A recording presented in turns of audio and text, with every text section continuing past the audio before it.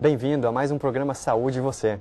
Obrigado por nos permitir entrar em suas casas através da televisão, para lhe trazer mais um tópico super interessante sobre a saúde. Há uma educadora que escreveu muitos livros interessantes e no seu livro Mente, Caráter e Personalidade, ela explica que o corpo e a mente estão ligados intimamente. Um afeta o outro e ela olha o corpo e a mente como um todo. E hoje vamos estar falando como melhorar não somente o seu físico e como mantê-lo saudável, mas também a sua mente. Especialmente a sua mente. O tópico de hoje é o estresse. Acredito que todos de vocês já devem ter experimentado o estresse.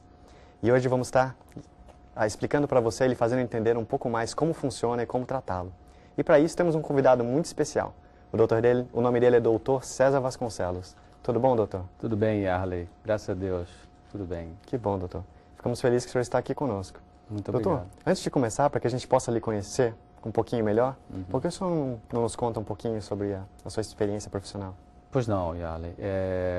Eu agradeço muito ao convite para ter vindo aqui na 3ABN, essa oportunidade que Deus abre para fazer um trabalho para ele, né, no trabalho médico e de educação em saúde para a população. Eu sou médico psiquiatra, eu trabalho como psiquiatra já há muitos anos e psicoterapeuta. Vinha trabalhando vários anos para o Hospital Adventista Silvestre, no Rio de Janeiro, e também na instituição que o Silvestre tem em Nova Friburgo, no Rio de Janeiro também, que é o CAVES, o Centro Adventista de Vida Saudável, e estive trabalhando lá durante vários anos. E então vim para os Estados Unidos para aprimorar os estudos e aprender mais sobre obra médica missionária evangelística no Wildwood, onde tem um centro de treinamento específico para isso, e também um centro de vida saudável e um pequeno hospital. Obrigado, doutor. Vemos que temos uma pessoa preparada aqui para falar sobre esse tópico para a gente. Então vamos pular direto para o tópico. O que vem a ser o estresse? Estresse, no sentido científico, estresse não é doença. Quer dizer, o estresse, no sentido bem científico, é o grau de desgaste do corpo. Quer dizer, estresse é aquilo que é exigido do seu corpo e da sua mente para você responder a algum estímulo. O estresse é esse estímulo. O estresse é aquilo que chega na sua vida e requer de você uma atitude, né? Seja uma prova, seja um namoro, seja um casamento, seja mudar de trabalho. Agora, estresse no sentido de doença, quando o estresse vai ficando doença, então a palavra que a gente tecnicamente usa chama-se distresse, né? Distresse, então, porque esse prefixo dis significa alteração, né? Distrofia, disartria, dislalia, disfagia, dificuldade de engolir o alimento, né? Disfonia, dificuldade de falar. Então, distresse é quando o seu estresse está com problema, ou seja, quando a capacidade de responder aos estímulos do dia a dia da vida está falhando. Então, você entra no distresse. Mas, popularmente, as pessoas, nós usamos a palavra no dia a dia estresse como sendo uma coisa ruim, né? Tanto que as pessoas dizem, hoje eu estou tão estressado. Quer dizer, então, usa a palavra estresse como sendo uma coisa desagradável. E nós vamos usar daqui para frente a palavra estresse nesse sentido mais simples mesmo, né? Que é o sentido da ideia de que é algo que não está bem com a pessoa. Tem pessoas que têm o eu estresse, cientificamente falando, o estresse ruim é o distresse. O estresse bom é o eu estresse. E a pessoa que está pouco estímulo, está meio isolada do mundo, está afastada do dia a dia da vida, ela está com hipoestresse, quer dizer, ela não tem nenhum estímulo para poder viver e fica ali meio que num canto na caverna, né? Então, basicamente isso, o estresse é o grau de desgaste do corpo e da mente, né? É aquilo que chega para você e exige você fazer alguma coisa. Se você estiver aparelhado, se você estiver em boas condições de fazer aquilo, então você vai funcionar bem. Se não, você vai ficar estressado. Que legal, falamos um pouquinho sobre os diferentes tipos de estresses. E o estresse pode afetar um todo? Como assim uma variação, estresse de mente, físico, emocional? Exatamente. A gente pode subdividir, vamos dizer assim, o estresse, né, no sentido... Vou continuar agora falando estresse no sentido de alteração. Existe o estresse físico, né, que é um cansaço físico, esgotamento físico, vamos dizer assim.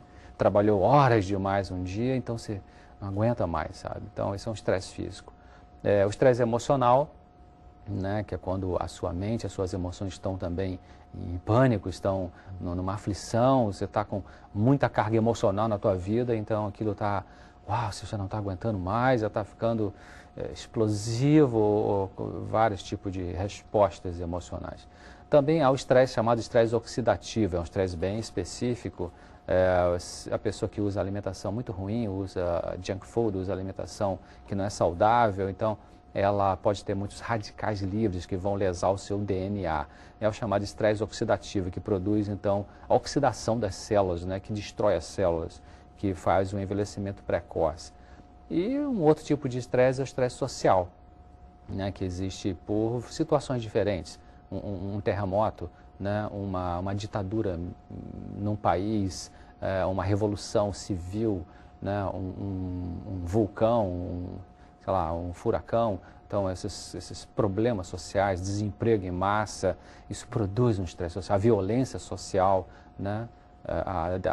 O tráfico de drogas e a guerra entre os traficantes, entre polícia e traficantes, numa cidade que cria insegurança na cidade. Isso é um estresse social, né? Você vê em cidades grandes hoje, você para no sinal de trânsito com o seu carro, você fica assim olhando para o lado, né? Com medo, né? Que vai chegar alguém te assaltar ali. Isso é um estresse social, né? Então, paga-se um preço alto para a saúde morar numa cidade grande, porque você está ali o tempo todo numa tensão que não precisaria existir se estivesse no local mais tranquilo. Então é um estresse alto, né? Um estresse alto, é verdade. Uhum. E dentro do próprio estresse, doutor, tem certas fases do estresse? Existe sim. Existe um professor, estudou profundamente o estresse, o professor Hans Selye. Então ele desenvolveu a ideia e postulou e mostrou que existem 3 fases no estresse, né? A fase do alarme, a fase da resistência e, finalmente, a fase da exaustão. E são os 3 situações, 3 fases que acontecem no estresse. 3 fases, muito legal. O senhor disse que há o estresse positivo, ou seja, pode trazer benefícios para a vida, mas também há o estresse negativo. Exato. Existem os dois, quer dizer, existe uma escala, de situações de vida que produz estresse. É uma lista de situações. Nessa lista, então, tem o top, né? O número 1, que é a situação da vida que mais produz resposta de estresse ruim para o indivíduo, e você vai lendo a lista, abaixando a pontuação, né, que vai de 100 até 0, então, essa unidade de mudança de vida, esse é o que se usa na pontuação. Então, ali várias situações que o ser humano normalmente vive na sua vida, tem situações boas também. Por exemplo, você foi promovido no seu trabalho, né? Ou você vai casar, que é uma coisa, que bom, vou casar. Ou você mudou para uma casa que você sonhava querer aquela casa e agora você consegue aquela casa. Então, são situações agradáveis, né? Mas que exigem da pessoa uma readaptação. Então, isso significa que o teu corpo e a tua mente vão precisar, mesmo em coisas agradáveis da vida, sabe, enfrentar uma nova situação, até que você se adapte a ela de novo, né?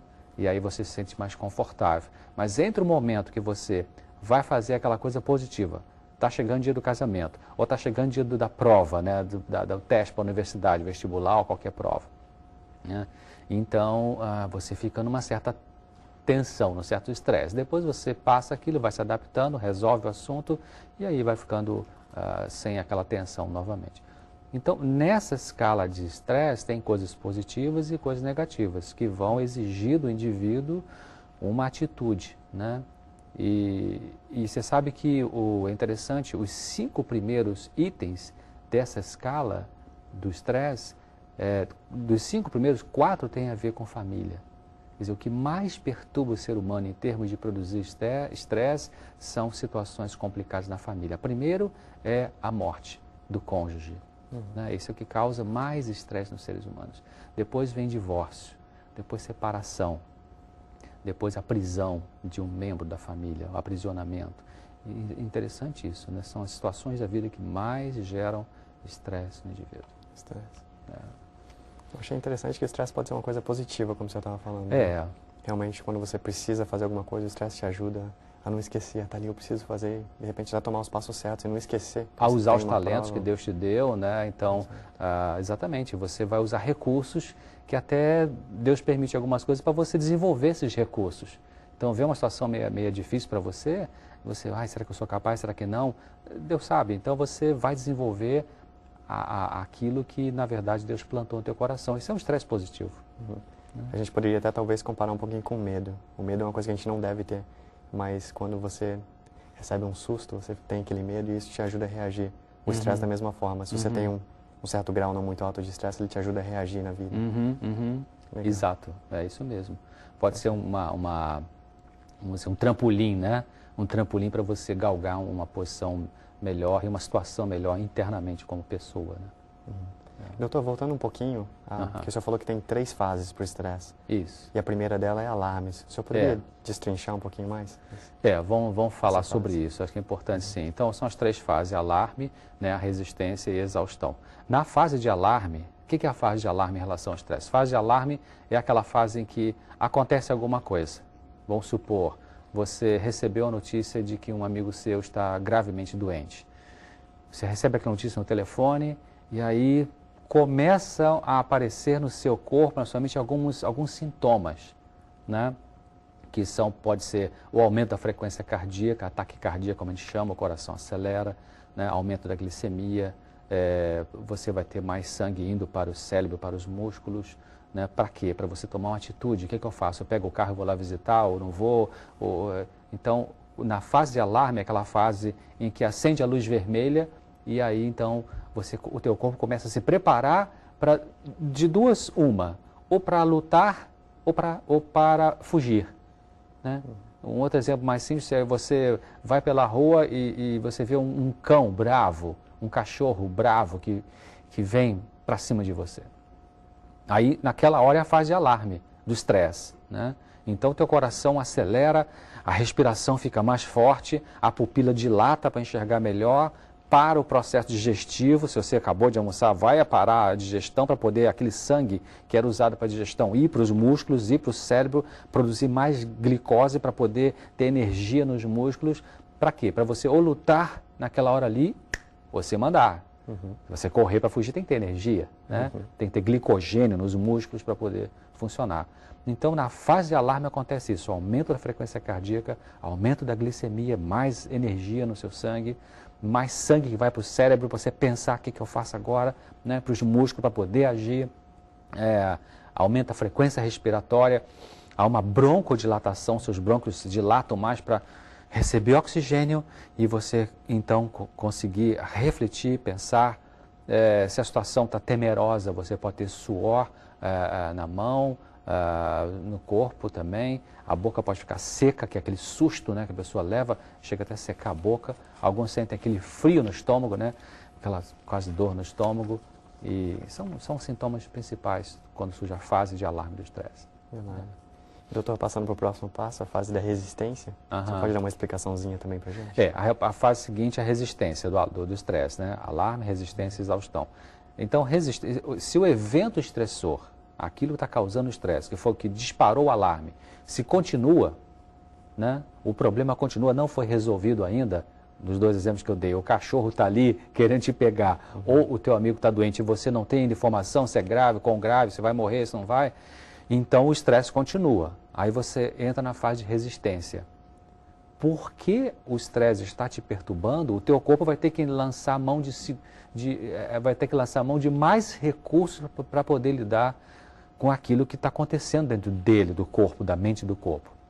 Aí já começa a prejudicar, porque é como um equipamento que você usa direto, ligado na tomada, e você não desliga da tomada. Ele vai estar comendo energia, sabe? O motor de carro que você deixa ligado o tempo todo, sabe? Está comendo óleo, ele vai desgastar o motor. Então, assim é o corpo. O estresse está o tempo todo ali, não resolveu a situação, não encontrou solução, não deu um fim para aquilo, o corpo já começa a mostrar sinais de que pode ser que não vai aguentar muito tempo, não. Isso chama-se fase de resistência. Então, pode acontecer já alguns sinais, tipo alteração do ritmo do sono, pode ter uma queda da produtividade, a pessoa já não consegue trabalhar tão bem quanto antes, porque ainda está na cabeça, como é que eu faço, o que eu resolvo, eu não sei o que eu faço, né? E pode já começar a perturbar o intestino, pode dar uma certa diarreazinha na pessoa, pode sentir uma... Depende da pessoa, viu, Yarley? Algumas podem ter mais um sintoma ou mais outros sintomas, mas os gerais são uma tontura, a pessoa fica meio tonta, sente dor no corpo, que não tem a ver com pancada, com nada, né? Dor nas costas, né? Dor na nuca, que a tensão está causando aquilo, e pode ficar irritada. Esse é um sintoma bem importante de estresse. A pessoa que normalmente não era irritada, ela fica irritada com pequenas coisas, né? Isso aí é bem típico de que alguma coisa está ali futucando a pessoa, está ali mal resolvida, né? E esses são sintomas da resistência, né? Que, na permanência do estresse. Tem uma pergunta um pouco curiosa, mas... Por exemplo, o senhor estava contando a história do cachorro, por exemplo, o exemplo.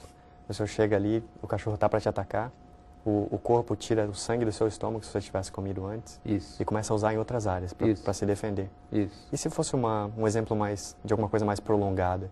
O estômago volta a funcionar depois? Como é que faz? Não, ele volta a funcionar, só que ele vai funcionar não tão bem quanto se não tivesse aquela situação de estresse, né?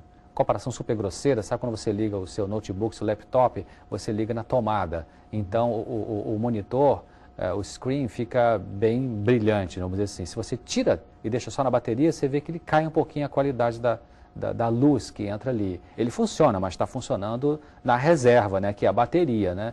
Assim é o nosso corpo. Quer dizer, a digestão pode ser prejudicada, vai ser prejudicada de alguma forma, né? Por isso que é interessante, foi bom você falar nisso. Eu li uma vez que Jesus, quando ele tinha coisas difíceis para enfrentar, muito difíceis, decisões difíceis, coisas difíceis para ele lidar, ele comia muito pouquinho, ou não comia. Porque ele queria, então, né, que o seu corpo recebesse a luz do Espírito Santo e funcionasse ao cérebro bastante, né? Então, interessante isso. Interessante você falou isso também, porque quando a gente come, pelo menos quando eu como bastante, eu sinto que a mente até para de trabalhar um pouquinho. Exatamente. Porque a energia realmente, o sangue se concentra ali para fazer a digestão. Exatamente. Interessante. Exatamente. Bom, mas já dá até para imaginar o que vem no terceiro passo, né? Exaustão. Exaustão, exato. Então, relembrando, o estresse tem essas 3 fases, né? Que é a primeira fase do alarme, depois a resistência, e aí se o problema persiste, né? Não foi resolvido, e finalmente a pessoa vai entrar em exaustão, porque não encontrou solução, ou porque a solução está ali, mas a pessoa não está lançando mão dela, né? Aí depende de algumas coisas também que eu não cheguei a falar, mas vamos supor que a pessoa já tenha tendência à depressão. Aí ela recebeu uma notícia triste, e a notícia triste é o alarme. Aí ela tenta ver, meu Deus, o que eu faço com isso? Acho que não vai dar certo, não vou conseguir. Aí já entra na resistência. E se ela também se acha muito fraca, e se ela não tem ajuda, e se acha fraca, as duas coisas juntas, ela pode entrar na exaustão. Então, na exaustão é quando geralmente se instala uma doença.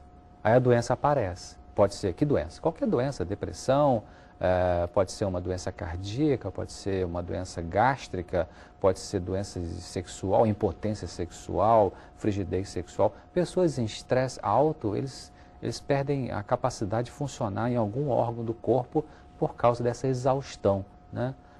Tem pessoas que, é interessante, pessoas que são até vegetarianas, mas eu vi isso no Centro de Vida Saudável, pessoas que chegavam para o programa de vida saudável, eram vegetarianas, mas elas estavam com colesterol alto. Uau, como é que pode? É o estresse, né? Pressão alta, infarto, isso tudo faz exaustão do estresse.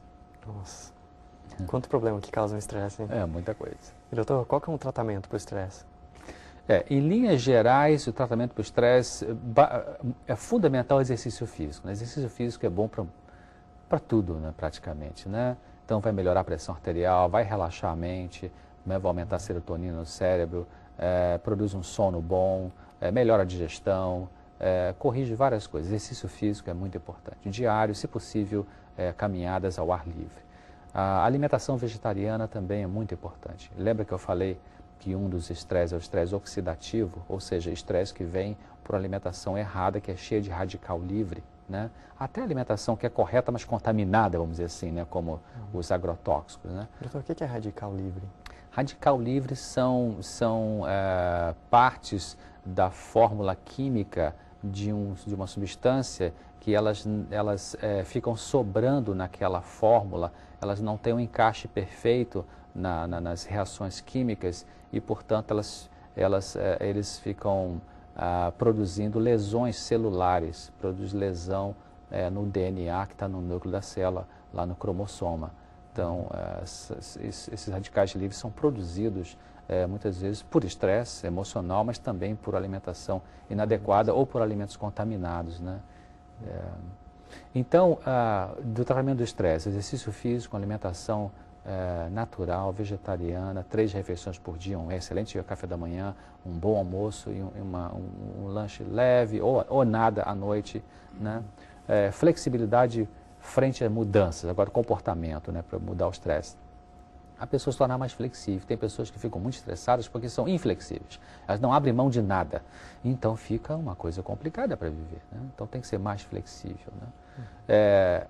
Interpretar, isso é coisa bem importante também, aprender a interpretar os eventos da vida de forma mais otimista, sabe? Não ser uma pessoa derrotista, né? Falhou um plano que você tinha montado, então agora você acha que o mundo vai desabar. Não, peraí, não é necessariamente isso, né?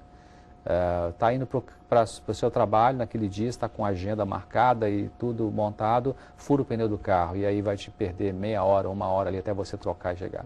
Não desespere com isso, sabe? Calma, Deus está no controle, vai ter um jeito de resolver.